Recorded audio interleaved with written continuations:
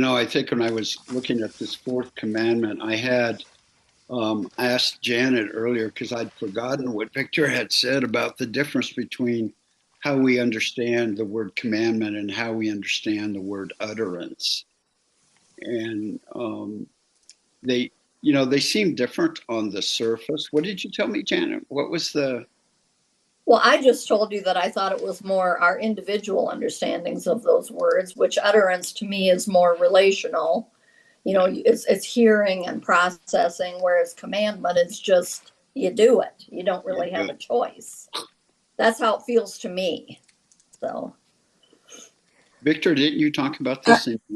well, I mentioned it, put it in a different way than I originally put it, because I think about it as, well, they heard these, or as some commentators said, they only heard the first letter, which was a silent letter.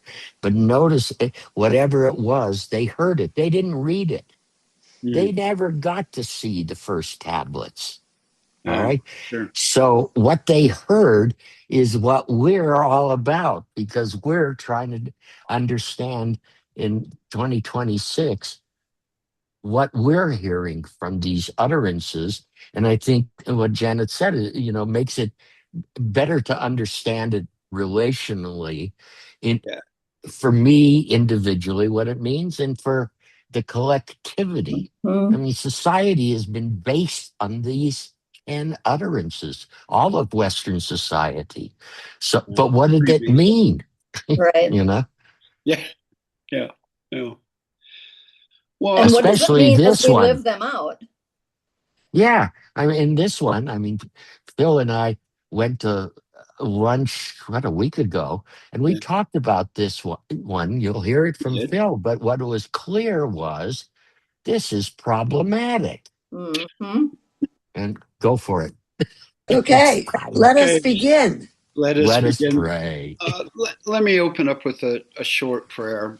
Um, oh, holy and gracious God, we come together to explore your word as we find them in these 10 utterances that we are studying. May you open our hearts and minds and walk with us in this time of study. In the holiest of names. Amen. Amen. Amen. Amen. I, we were talking just a few minutes earlier, and this is kind of a qualification. I really don't have much of a memory anymore, other than my wife. She helps me out a lot. She seems to be my memory. So I've written this down. So bear with me as we go along. And I also, as I just mentioned, this is we're looking at the 10 utterances, and I oftentimes confuse that with commandment. I interchange them now. Utterances is a little bit friendlier for me, but it may happen that as I was writing that you'll see some differences. Um, the fourth utterance is honor your father and mother so that your days may be long in the land the Lord your God is give what? Stopping? No, we're just acknowledging the I'm first looking one. at my wife. She's like, ugh. Nadia and I are just noting that for we Christians, it's the fourth utterance. For the Jews, it's the fifth utterance. So that acknowledgement. I'll have to add that to my notes. Who's Well, you're going counting? to hear the fourth utterance a lot, so you just kind of have to substitute that in because I'm sure I'll forget it along the way. So honor your father and mother so that your days may be long in the land the Lord your God is giving you. Martin Luther wrote in his small catechism. So we, as Lutherans, have followed his teachings for hundreds of years. He lived in the early 1500s. Um, he wrote, concerning the following, relating to this fourth utterance or commandment: honor your father and mother. The rest of that commandment is not used in our teachings. So he added an explanation, and it was, we are to fear and love God so that we neither despise nor anger our parents or others in authority, but instead honor, serve, obey, love, and respect them. Very old fashioned language. So, this commandment is meant to really hold our community and our societies together. If you were listening closely, you would have heard me say, or others in authority. And that oftentimes raises ire, I think, in many discussions. But remember this, as we take a little bit deeper look and how it reveals. So people are sent by God to lead. It reflects a need to nurture and protect communities. So in the New Testament, in Ephesians, there's a verse that says, promise that we might live long in the land. And and as an explanation, as a continuation of that, it was, parents, do not provoke your children. This isn't blind obedience. All are to serve wisely with humility and faithfulness. So this isn't about altering the commandment at all. It's a mere extension of understanding of that. So one can tell that right out of the gate here, we see a bit of complexity, especially when we're exploring an ancient text that has been explained in so many different ways over so many years. And I also want to begin with a little bit of a disclaimer about this commandment. It did not take long for this utterance to come into conflicts when parents of children decided to divorce, or a man, I put that in quotes, decides to distribute his wealth as he approaches death. In the fifth chapter of Deuteronomy, the 10 utterances are listed without explanation, right? They're just written out. There are no conflicting issues that are brought up. It's simply the utterance listed out. Interesting, though, a few chapters later, and I think this was chapter 21, conflicts arise when a man has two wives, but he's retiring and turning over control of his wealth to a son. An issue arises when that man is displeased with his first wife, but happy with his second wife. Both women have given birth to boys.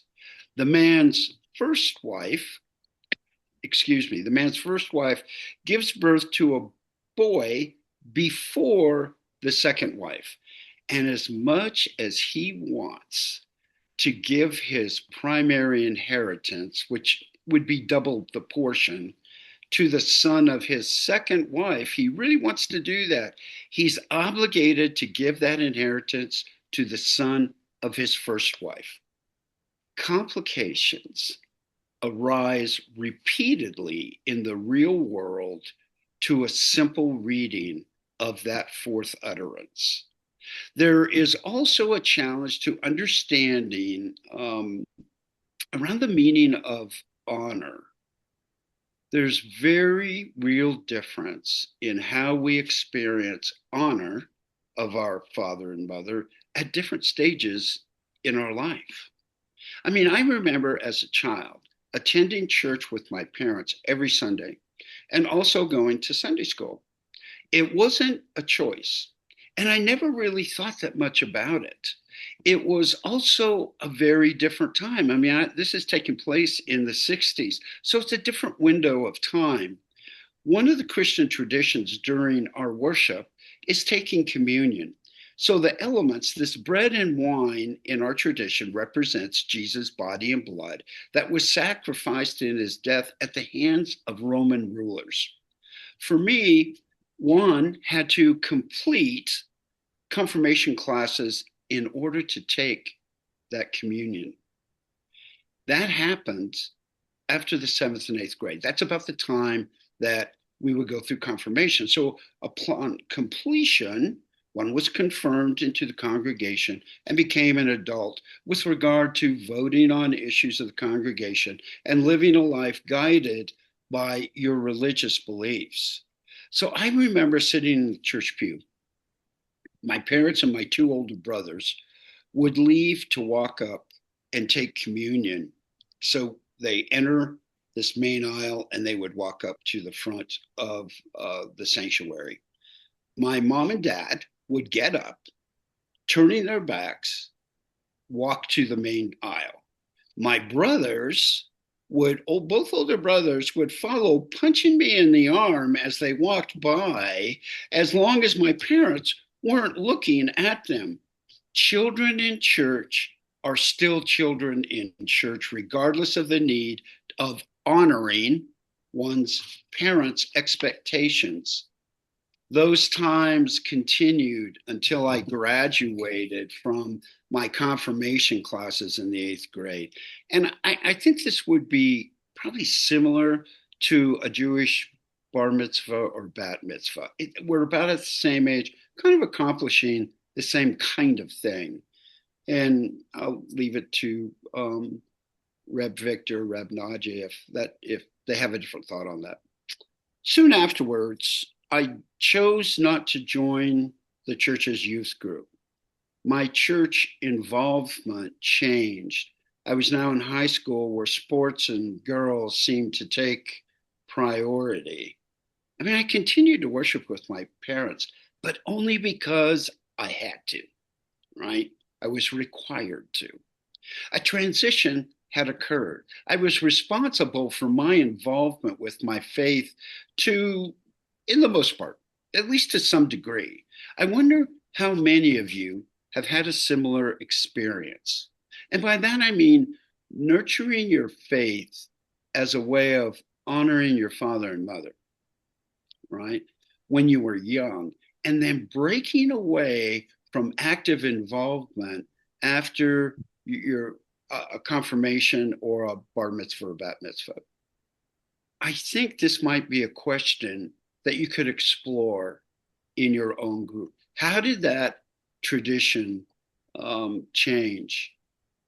Looking back, my faith was always part of me, but I really didn't nourish it very often. It's almost like a house plant. Faith requires nourishment along the way in order to grow and bear fruit. As I went through college, I would attend worship with my parents from time to time because we lived in the same city. My brothers had moved on in their life. My oldest brother was in Atlanta. He was married. He was active with a Presbyterian church where they met friends and formed close relationships. My other brother met his wife, who was Jewish, but not really active. Neither one of them was really active with their faith. As they had children, they decided to let their children choose their interest in religion as they aged. They kind of stepped back from that. They weren't opposed to religion, they just didn't really know how to cross this divide between these two religious traditions. Clara, my brother's wife, her parents and siblings had mixed faith traditions too. Her brother, who was Jewish but had converted to Christianity, once told me that you can never really appreciate the New Testament without studying the Old Testament. You cannot separate them. And by studying the Old Testament, it'll make your other studies and your other faith walk much richer. And I would tell you that both Janet and I have experienced that in our relationship with Reb Naja and Reb Victor. I was in my mid 30s when my wife at that time decided to separate, and we were eventually divorced. Oh, I'm missing a page. There it is. My life drastically changed, and I found my way back to the church, and kind of that defined my youth. I had a daughter then. She was baptized, and I became active with church leadership. You know, as time went by, I took early retirement from an oil and gas company and decided to take a few years off in my 40s, right? And I wanted to spend time with my mom, who was aging, time with my daughter, who, in the previous 20 years, I had missed a lot of time with her and time to explore my faith. It was while exploring my faith that I would attend seminary. I would meet and get married to Pastor Janet and ultimately develop a close relationship with Reb Victor and Reb Nadia. Janet and I now have 4 children and 7 grandchildren, my one daughter and her 3 children. The role of father and mother that we now see in our children, right, are is different experience for us. We love spending time with all of our children, all of our grandchildren. Of course, when the kids get irritable or they go through those teenage changes, right?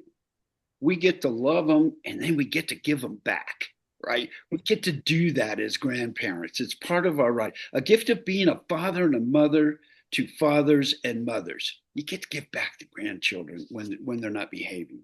So now you know my story. Honoring my parents now seems like a walk in the park. Both Pastor Janet and I were very fortunate to have loving parents that truly cared for our well being. We feel very blessed that that was our experience. Unfortunately, that's not the case for everyone.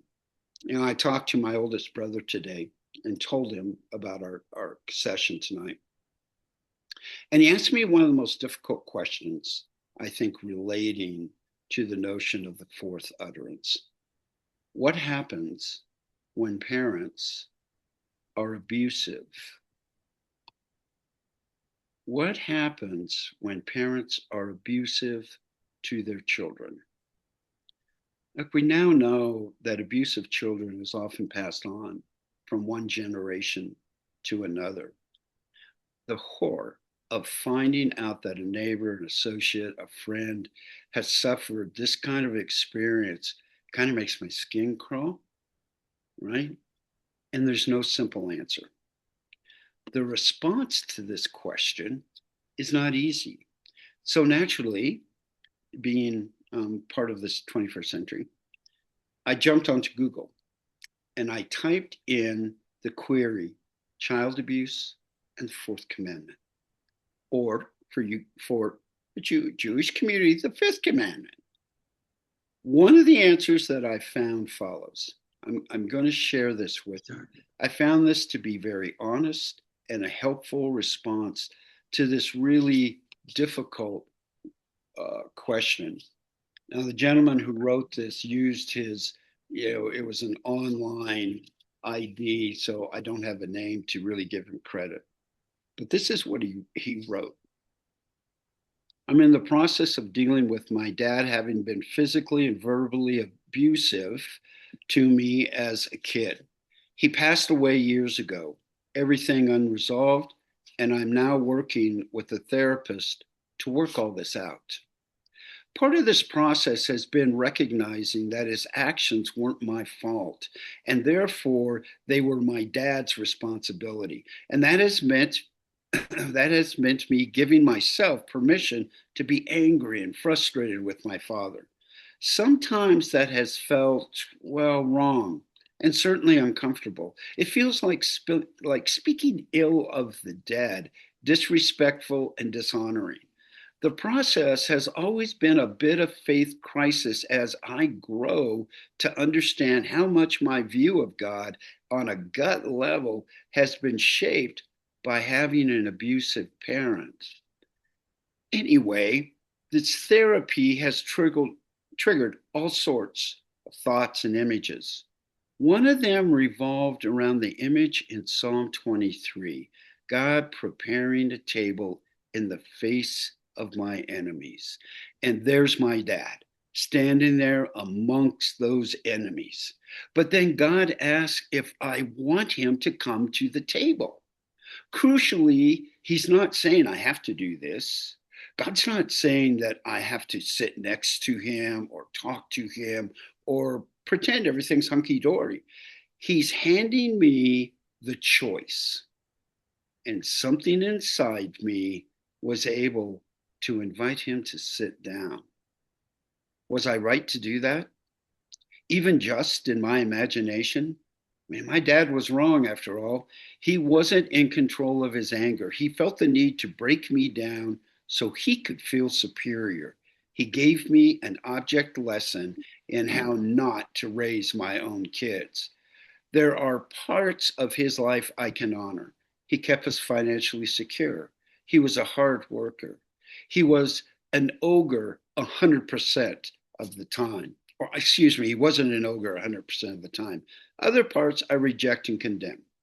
Forgiveness and justice and righteous anger are all dancing with each other at the moment. Do I think God's going to pummel me because of the fourth commandment? No, because life is complicated. Families are complicated. Grace is complicated. And I'm also aware that I'm in the position of having a father who did good things for me as well as bad. And there are other people out there who have had to deal with more horrific situations than mine.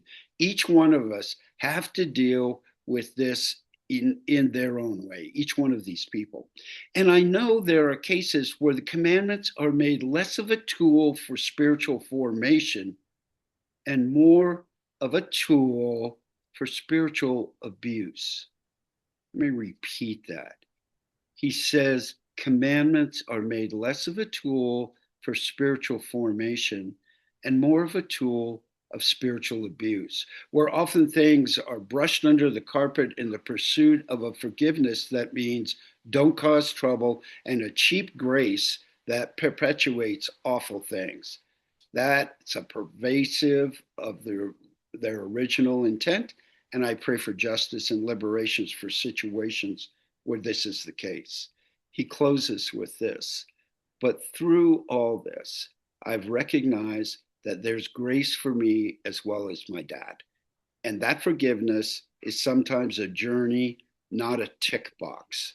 Healing is often a process rather than a miracle we'd like. And I keep stumbling forward. Amen. What a terrific story that he has shared. You know, I'm going to close with a comment from Michael Fishbane as it's found in the New Interpreter's Bible commentary for Exodus, which was written by Walter Brueggemann. It seems that the children were resistant to the core teaching of Israel. So God enjoins Israel at the mountain to honor father and mother. The command or utterance concerns the problematic relationships between one generation and the next. We have seen that the Exodus narrative is understood as a tale told to ensure that the children's children will know and embrace the memory of liberation. It may be that every society struggles with this issue, but the children's loyalty is peculiarly urgent in a community whose faith works only by remembering unrepeatable events. Amen. So I guess, from that I would encourage you as we move on after Janet, Victor, and Nadia speak to think about your own experiences and the differences as you grew up in far as what is honoring your mother and father. Amen. Amen. Thank you. Good job. I guess I'll jump in. As I thought about this commandment, this utterance, and the word honor, I wondered, well, I know certainly what that meant to me as a child growing up, as now a mother and a grandmother. And as Pastor Phil said, I was blessed to have parents who were flawed human beings, as we all are, but to have a relationship of trust with them, my grandparents, for the most part, the elders in my life, that really was a bond of trust that was developed to the extent that I always felt this undercurrent of certainty, as certain as you could be, as I could be, that they were always doing the best they could with what they had and with what they'd learned. I didn't have the kind of parents that were abusive or anything like that, so I knew that they weren't doing anything ever to intentionally wrong me.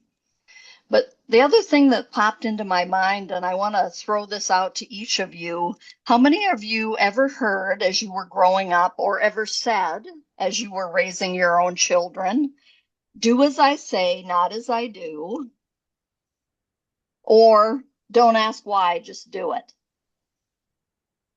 And so I was really curious about, when we think about this being an utterance in Judaism, what does that Hebrew word mean? And so I'll ask for some help for Nick, Rabbi Victor, and Nadia to jump in on their turn here. As I understand it, the word is kavod. Is that correct? Okay. And it means literally to be heavy or to give weight to something. And so as I thought about that, and my own experience with not really having been taught the commandments as I was a child growing up, other than a cursory thing in Sunday school once in a while, but just more the teaching of how I saw my parents treat my mother's parents, the only parents that my dad had, because his had died, both of them tragically in an accident when he was 4.5 years old. But how I saw them honoring their parents. And so for me, it really became a matter of tradition and memory. And I see honoring as remembering. And so when Pastor Phil talked about, the difficulty arising that God wanted the generations to remember the generations before so that they would know what God had done and was continuing to do. And I love that caveat that's attached to only this one: honor your father and your mother so that your days may be long in the land that the Lord your God is giving you. They didn't have it yet. It was a promise. They were on their way to it. So it was anticipatory, but it was beginning right now. They were to learn how to do it right now. And so, as I think about this and think about the power of memory in honoring our elders, our parents, our grandparents, aunts, uncles, our leaders, it doesn't make them suddenly perfect individuals who never had a flaw, who never did anything that you didn't agree with. But it's kind of that sense of trying to take their words seriously and their actions seriously rather than just dismissing them. So you give weight to their experience, to their words, but yet they don't mean everything. It's to honor them, to give them weight, but that doesn't say that we have to be blindly obedient to them, especially when we know that it's something wrong. When it goes at that gut level instinct that this is not the thing to do, as the gentleman that Pastor Phil talked about in his Google search. And so it really, even though I wasn't taught it, it really was about living in a way that would most likely reflect positively on my parents and my elders. Doesn't mean I always did it, but that was the goal for it. It was about avoiding things that would bring them shame or disgrace. Didn't always do it perfectly, but that was the goal anyway. And then the other thing was to honor them by understanding, even after we've lived the Genesis text of leaving our father and mother and joining to another, how do we still care for them? How do we pay attention to the value they continue to have in our lives? and then honor them by helping to see to their needs when they can't themselves, either as they age or go through life changes that are really difficult. And so I guess my question is, what does honoring mean to you? Thank you. Amen. And I forget the word, Nadia, that I'm supposed to pass it on. I can't remember the Hebrew word. You'll have to give it to me again. Dibarti. Dibarti? I have All right. spoken, and we say shamati. We have heard or Okay. witnessed. So All maybe right. I'll just jump in because I can provide a contrast to some of this. But I want to thank both of you for bringing up the major issues of this utterance. We've moved into one that is always was, from the time it was uttered to this day, an open-ended, controversial possibility to explore. So when you take, as Pastor Janet pointed out correctly, that kavod, which is the Hebrew word for honor, also means to weigh. And I will say that in my own life, my relationship with my two parents has always been one of weighing my obligation. It's an open ended trial that I have taken on, not a legal trial, but the trial of my life. My father left just before my bar mitzvah at age 13 and never saw him again. So there was that divorce. I survived it. Nobody ever told me that the best way to do it is find father substitutes, but that's what I did. And I chose wisely a teacher and my rabbi. So that didn't become this terrible absence in my life. There were things that were missed. A boy should have that male influence in all sorts of ways. So I never learned to handle tools. All right.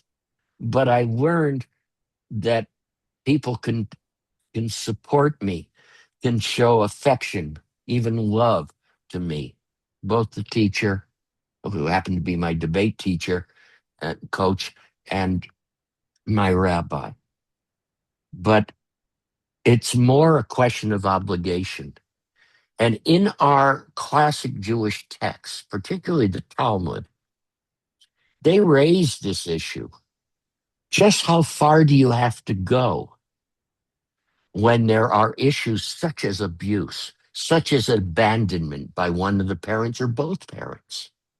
What is your long term obligation and what is your short term expectation in relationship? Even when they are no longer here, what is your obligation to honor them, to weigh their qualities as opposed to their deficits? So these are incredible issues that we all live with. So in the Talmud, they raised this issue that if you were faced with a choice to save your teacher or your parents in an extreme situation, what is your obligation? And they debated this. And typical of Talmudic reasoning, where on the one hand and on the other hand, they worked this up. They first said, you save your teacher. And the reasoning behind that is the Talmudic society that lasted, well, still with us, but its formation was over 1,000 years, that the society they were building was found a foundational based educational enterprise. So the teacher, that's what a rabbi is. A rabbi is, that means a teacher, doesn't mean a priest, doesn't mean a cleric or a clergy. The rabbi is a teacher. So that was behind that.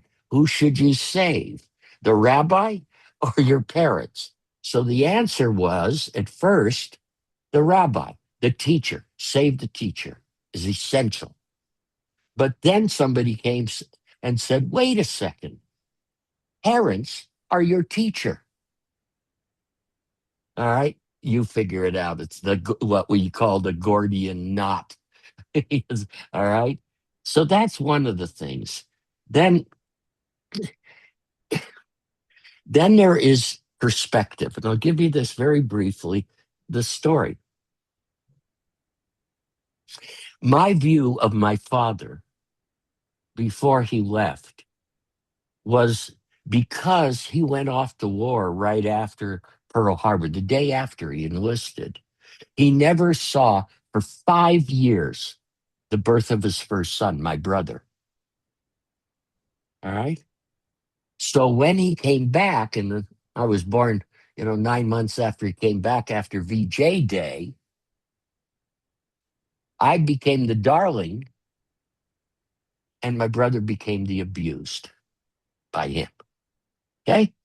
Jump ahead 50 years or more, and my brother is totally ignorant of the fact that he was the abused kid because needing a model, because my brother ended up serving in Vietnam. He was a swift boat commander and all this stuff. His father became the model. And so he honors his father as a warrior who inspired him.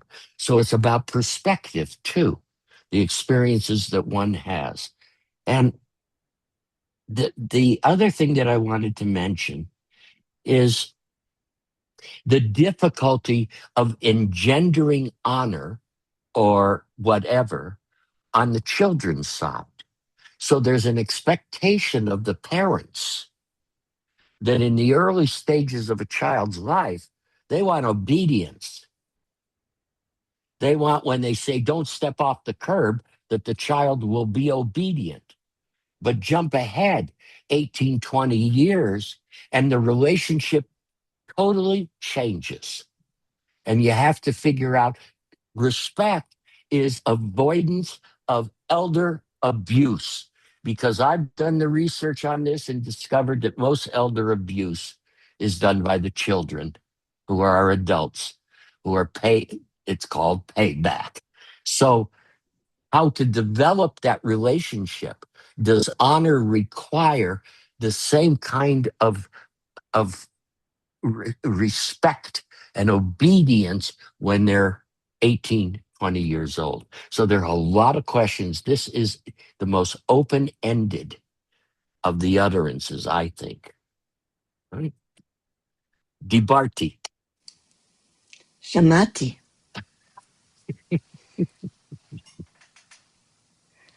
So thank you, all of you. You so much. It's such richness already. I don't need to add a whole lot more. Um, what comes up for me, you know, is Pastor Janet asked you to consider, what does it mean to you to honor? What does honoring mean to you?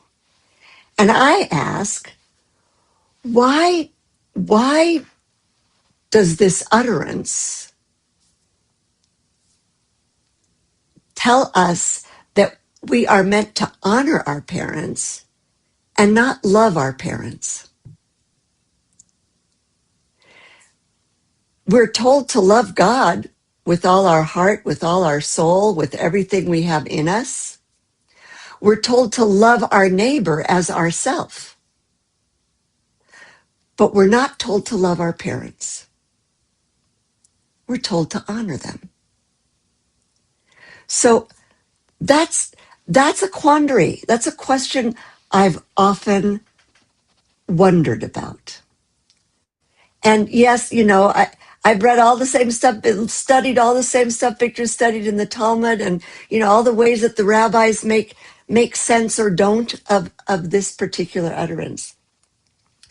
In my personal experience, I'm the eldest child of four, and the obedient child, right? The eldest often is the obedient one. Oh, not our eldest, but that's beside the point. And I was the good girl, the good daughter, the obedient child. I was always respectful of my parents, both of them. I loved my father like no other. The only man in the universe that Victor has said he ever felt jealous of, right? In terms of my love and attention. My father was everything to me, and I adored him. I loved him. And so it was easy to honor him. And I saw the goodness in him, and that's what I honored. And I had great respect.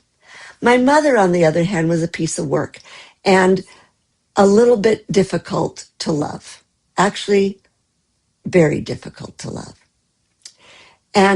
And yet, as the obedient daughter, I always acted respectfully toward my mother. Didn't matter if I rolled my eyes on the inside or behind her back, but I always acted respectfully toward her. And I treated her kindly and respectfully. But in the last decade of her life, I decided that I wanted to love my mother. I wanted to be able to love her so that as she grew older and was going to require care and support, and as the eldest, a lot of that would fall to me. I wanted to be able to love my mother the way I love absolute perfect strangers that I'm called to take care of and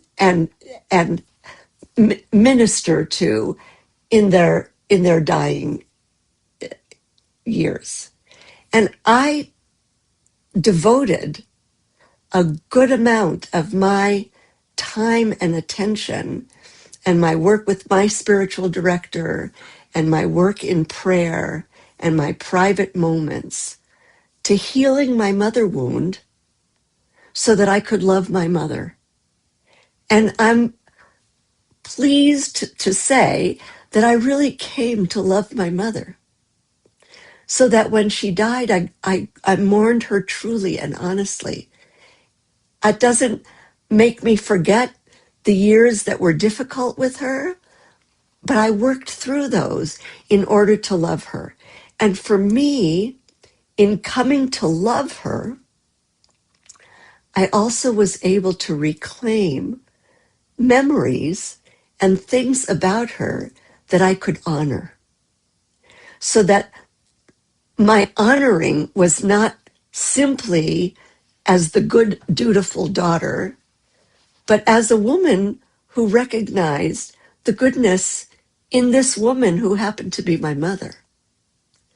So I find it difficult to separate those two for me. And I'm just inviting you to consider my question. Why does the Torah tell us to honor our mother and father and doesn't say anything about love? Dibarti. So as we have done in the past, we are going to send you off into breakout rooms in dyads. Um, you might end up with someone you've been with before. And, um, we'll see how that works. And we'll bring you back in 20 minutes to hear the wisdom that arose in your conversations. Right? So please accept the invitation to the breakout room, and we'll see you all back here.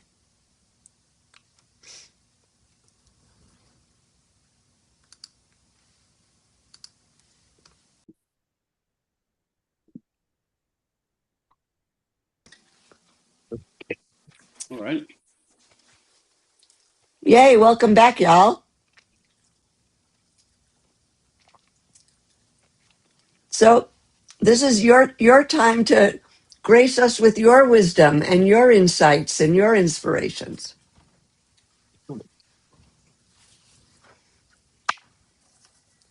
Lori. I'll start out. Try not to talk too long. When I was talking with Jim, I said the one thing that is really clear with this, at least that I'm only speaking for myself, there's no roadmap, and everybody's experience is so different. You know, my experience and Jim's experience were the antithesis of each other. Um, and for me, I said this is the hardest and the heaviest one because the perspectives that I have are personal as a daughter, personal now as a mom, and I was a social worker for kids who were abused and neglected for a long time. And so that certainly impacts what I see too. Um, I guess for me, growing up Catholic, there was also the question of guilt, which we didn't even talk about, you know, or shame. And that certainly entered into not with my dad, but with my mom. And like Pastor Nadja talks about mother wounds, I didn't realize I had mother wounds until my dad died 2 years ago.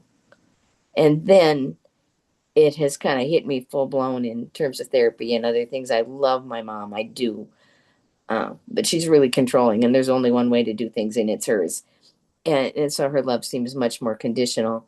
My dad was the opposite. I adored him with every inch of my being. And when he's gone, there's still this little girl in me. Something happened yesterday, and I just needed him so bad, you know, to feel like I was safe again, safe. But with both of them, there was just love. I didn't grow up in a house with fear, but like I said, there was some shame, and I knew the Ten Commandments, and I had to go to confession, and there was all of that. And but I never acted out because my parents trusted me, and I wanted to be worthy of that trust. I said I made all my mistakes after I was 18, and then I made a bunch. You know, it seemed like, whereas my sister was the opposite. And so what I grapple with now, just really shortly, and maybe other people do, and I do this pretty frequently, the honor thy father and mother. And I'm down here in Charlottesville, and my 91-year-old mom is in Minnesota. And the first year after my dad died, I was probably home 7 months out of that year. And last year, probably 3 or 4 months, going back and forth and back and forth. And now, until next week, I won't have been home for 7 months. And I am beating myself up. My mom still drives, and last week got on a step ladder and changed her curtains. She's not supposed to do that stuff, but she does. She's fine physically, but I carried the guilt and the weight and the fact that I do love her, but I can't be in two places. And I have an autistic granddaughter. And even though it was easy when I had to see Lily every single day and I wanted to, and she was my whole world, now they're 4 blocks away and I see them about once a month sometimes. And I think, what am I doing here? What am I supposed to be doing? What am I supposed to do? You know, and I pray, and I don't feel like the kind of daughter that I'm supposed to be doing. And in my family, and Jim and I talked about what did we learn about end of life kinds of things. I'm not doing what my mom did or my dad did. Well, I'm not right there. I suppose if something happens bad, I will be, but there's just that grappling. And then there's the other side of it where my kids don't have that, and maybe I'm glad they don't, I don't know. But I mean, my dad called my grandma every single day. My mom visited every day. I mean, there would have never been heard of that you live this close, but you're not communicating in the fashion that you're supposed to, you know, or you're not. My mom tells me and my sister every day, you know, she misses, you know, I have cousins who have 13 grandkids and they all live a mile from their mom. Well, that hasn't happened. And so I always feel like we're not doing something right. So there's just that. And then I feel bad for my son because, like Rabbi Victor, my husband just left one day when John was 12. We know now it was his autism and mental health stuff and everything, but he was gone. How does my son do that? He grapples with a lot with that now. He didn't when he was young, but he does now. And so I just think there's just no roadmap, and there's so much pain. I think this is the hardest one. So I've talked way too much. Don't have answers, just compassion and how do we help each other on this road that all kinds of books for taking care of your kids, but there's not much as we age like this for feeling what it is we're supposed to do and how we're supposed to do it. So, anyway, thank you. Shalom. Thank you. Thank you, Lori. Dan. So, had a very interesting conversation, and we brought up a lot of different things. And one of the things that stuck with me was this point that was brought up earlier: why is it honor and not love your parents? And the an answer just came to me now as Lori was speaking, um, that the obligation, it's hard to obligate somebody to love someone that you have a very difficult relationship with. It might be too hard. But despite that, the emotional part, you still need to honor them and respect them and to uh, believe that they did the best they could and all that. Um, if it's love your parents, um, a lot of people would say just can't, won't, because like you said, there's so many different variations, so many different situations, so many different family dynamics that can go on, that to expect people to love their parents is just a step too far to be realistic. But you still need to honor them and be true to that, um, despite all the feelings and everything. So that's just one part that just came to me, and it makes sense because I think we all do struggle with that one. Debarty. Shamati, Dan. Thank you. Mary Rita?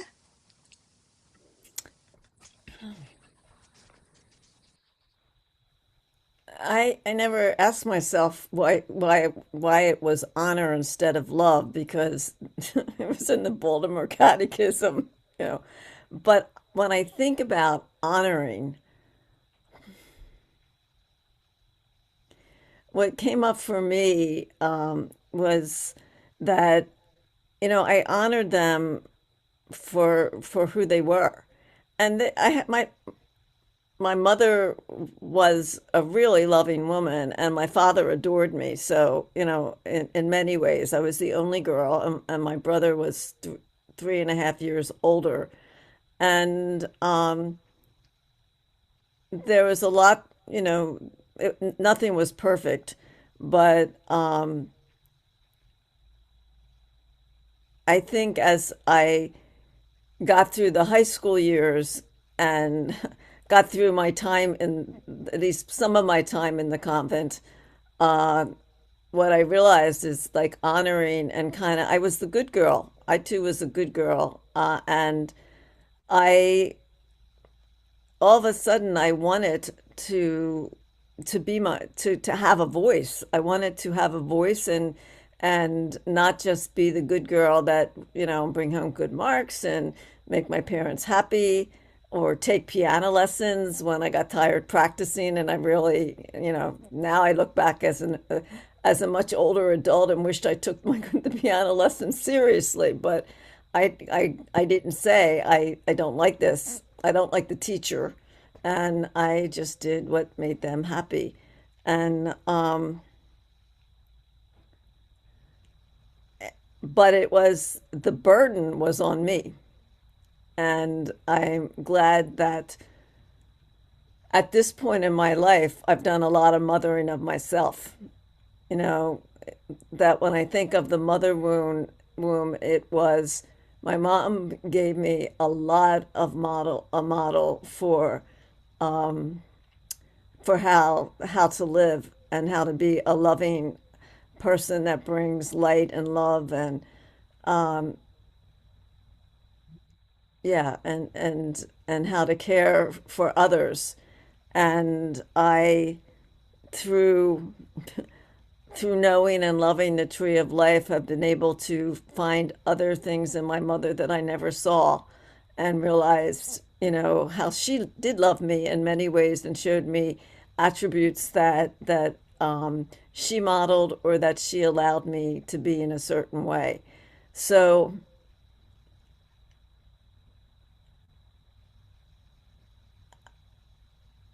it would have been nice, maybe, this just came now, and then I'll say to Barty, maybe people understood honor better than they understood love. And that if they at least had, um, if they at least had a way to connect, that eventually they could, I could figure out what that love was. To Barty. So, Matthew, Mary, Rita, thank you.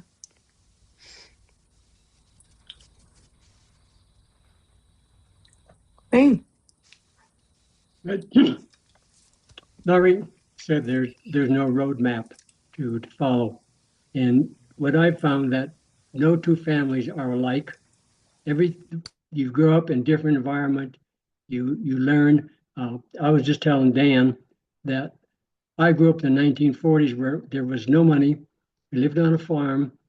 We had to work hard to take care of the animals, but our family was very, very close. We spent our Sundays after church. We would go to my dad's grandparents, or my grandparents, my dad's side. Another Sunday we go to the grandparents, my mother's side. And during our meetings, we all learned about love. We learned about caring for each other.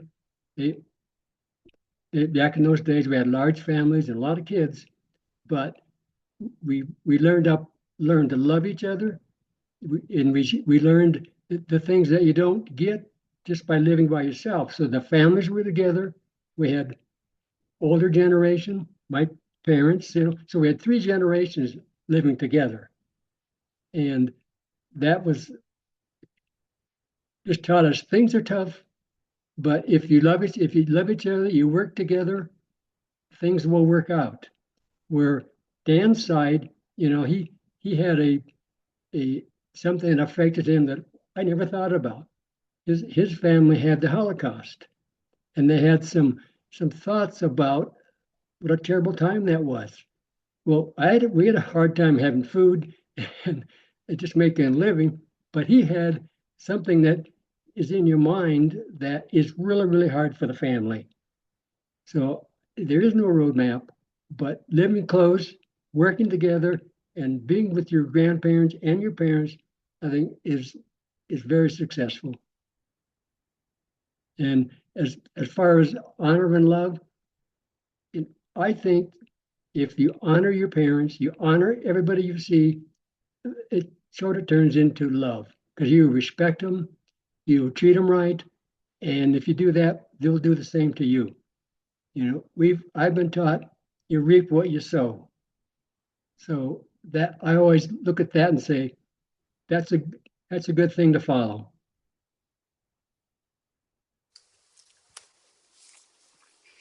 Thank you, Wayne.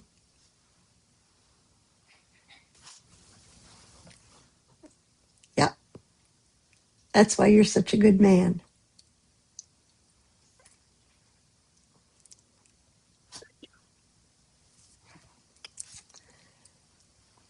Dan, sure. Yeah, I mean, unless somebody who hasn't spoken wants to speak first. Well, we haven't heard from Fred or Jim. Does somebody want to? Okay, they're pointing at you, Dan. Go ahead. Um, yeah, I wanted to mention Holocaust families. I never knew my grandparents. I'm sorry, I never knew my grandfathers. Um, my father's father was executed in Vienna, and that messed my father up so much. And I, as the youngest, grew up with reverence thrust upon me, that I had to have reverence for my father, my grandfather, and everything that had happened. And to some extent, for me to live my own life, turn around and be happy was going to be felt to be a betrayal of that reverence. So there's being stuck generationally in that sort of thing. My father never used the word love except for his mother. They had a little similar situation to what Victor was mentioning. My father was born after his father had been sent off to war in the Austrian army and didn't come back for 6 years. When he came back, he was like, "Who the hell is this?" And he had a 6-year-old all of a sudden that he had absolutely no connection to. 9 months later, they had another child who grew up more normally, in a sense, with the family for his childhood. So my father, there was always this sense of estrangement from his father, who was evidently a rather serious person, but there was also a terrible respect and reverence for everything that went through. My father did talk about it a lot, but you know what? As I think about it, he never talked about his personal relationship with his father. I have to ask my oldest brother whether he ever talked about that. So these not just the actual family, whatever it's called, diagram, but also the stories and the history really can affect how one sees family, how one sees furthering the family, having children, having that relationship, and yeah, it and again, that's not to belittle anybody else's. We all have different traumas. We all have different difficulties that our families had to go through, and honoring that is very important for everybody. And it does keep. I was asking why the second part of the commandment is there, because the first part is, honor your parents, and so that you may live a long life in the land that I promised you. What does that have to do with it? And Wayne was able to explain it to me. That that if you live right, you're going to live well. That's the shorthand of it. But again, you could say that about any of these and any of the commandments. And I think the general idea in the Torah is that if you follow all these rules and laws, you will succeed. Your people will succeed. You will live well. If you don't, bad things are going to happen, whether it's attacked, destroyed, climate change, if you don't treat the earth right, et cetera, et cetera. So all these things Let can me. be. I want to answer Dan about the question why it is that there is a reward for honoring your parents. Out of 613 commandments in the 5 books of Moses, there are only 2 that you get a reward, and it's the same reward: a long life.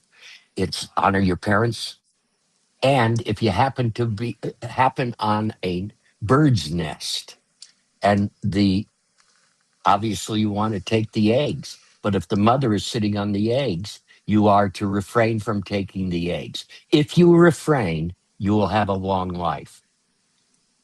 It's very easy to figure out why for both commandments. The challenge is there. All right. And if you don't, uh, uh, uh, you know, give in to the challenge, you get rewarded. All right. Amen. I wanted to say one thing in response to what Dan said. Just talking about all of our varied experiences, honoring doesn't mean being dishonest about our experiences. We can be honest about what our experiences, whether good or bad, positive or negative, and still honor what those experiences were. So thank you all. Yeah. Thank you all. This was beautiful. And before we close out, somebody's going to offer a closing blessing. I just know it. I feel it in my bones.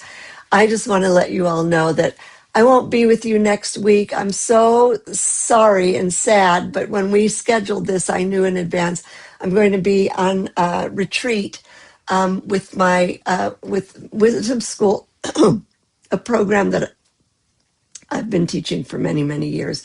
So we have a week-long retreat up in the mountains. And that also means that my Zoom is going to be occupied because I have some people who are not able to come in person to the retreat are going to be joining us virtually.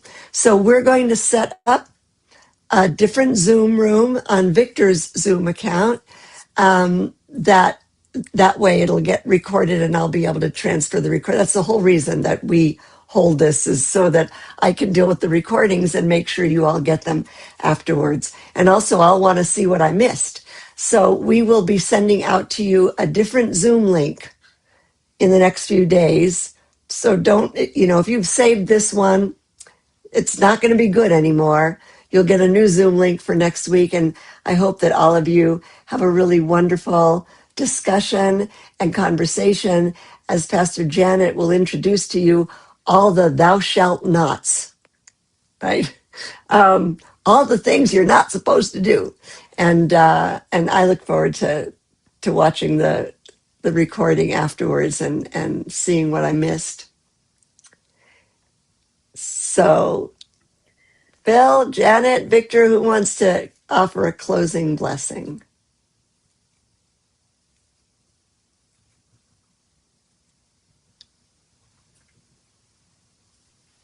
I'm going to offer an opening blessing next week so Victor can close us out tonight.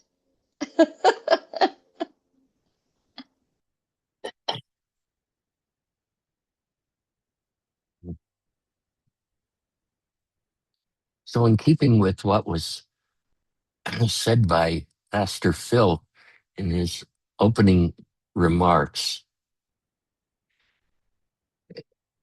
in our time, we have become much more conscious about that the Godhead contains both the divine feminine and the divine masculine, which means that if we are going to honor God, the Mother, and God, the Father, all the more so, we should honor the earthly mother and father. So, and I would ask each of you to offer a prayer this weekend to honor Mother Earth and Father Sky, because it's sometimes hard to see Father Sky, and it's also hard to see a pristine mother that's called the Earth. So, see you next week.